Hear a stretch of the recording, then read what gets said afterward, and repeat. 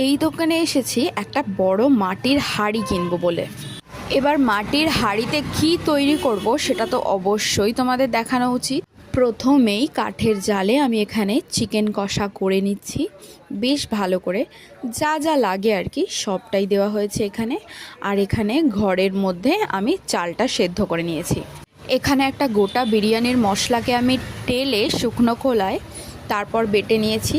সেদিন এত ঠান্ডা ছিল তাই সকলে চলে এসেছে আগুন পোহাতে, বেশ ভালো কথা। কিন্তু ব্যাপার হচ্ছে সবাইকে দেখতেই হবে, কোয়ান্টিটি এতটাও বেশি করিনি যে সবাইকে খাওয়াতে পারবো। হ্যাঁ, তবে আমার স্টুডেন্টের ইনভিটেশন ছিল আলাদাভাবেই আগে থেকে, কারণ ও বিরিয়ানি খেতে ভীষণ ভালোবাসে আর ওর বাড়িতে বিরিয়ানি হলেও আমাকে মাঝে মধ্যেই দিয়ে যায়। ঠিক সেমনই আমি বিরিয়ানি তৈরি করলে ওকে দিয়ে আসি। তাই ওকে বললাম আজ মটকা বিরিয়ানি তৈরি করব, তুইও কিন্তু থাকিস। ও ঢুলু ঢুলু চোখে প্রায় রাত 12টা অবধি কাটিয়ে দিয়েছে।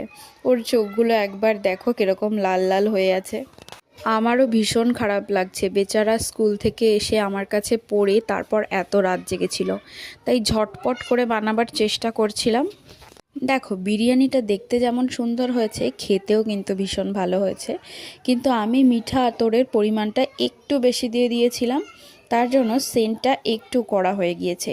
বাকি অল ওভার গুড হয়েছিল।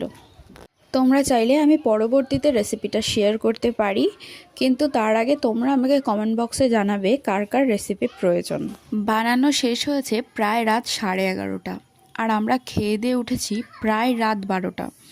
তো আমি বিরিয়ানিটা নামিয়ে সবার আগে আমার স্টুডেন্টকে সার্ভ করেছি যে বাবা তুই আগে খা, তারপর আমরা খাবো। কারণ অলরেডি ওর ভীষণ ঘুম খিদে দুটোই পেয়েছিল একসাথে। তো ওকে প্রথমে খেতে দিলাম, আর ও যখন গরম গরম এক গ্রাস মুখে দিল আমি জিজ্ঞাসা করলাম কী রে কেমন হয়েছে। ও বলছে ভালো হয়েছে, মাথা নেড়ে নেড়ে বলছে ভালো হয়েছে। আসলে বিরিয়ানি প্রেমী যারা তারা কিন্তু বিরিয়ানির গন্ধতেই বিরিয়ানি খায়, ভালো মন্দ অত বিচার করতে যায় না। সাথে ছিল চিকেন কষা। তো চিকেনের গ্রেভি দিয়ে বিরিয়ানি খেতে কিন্তু দুর্দান্ত লাগছিল।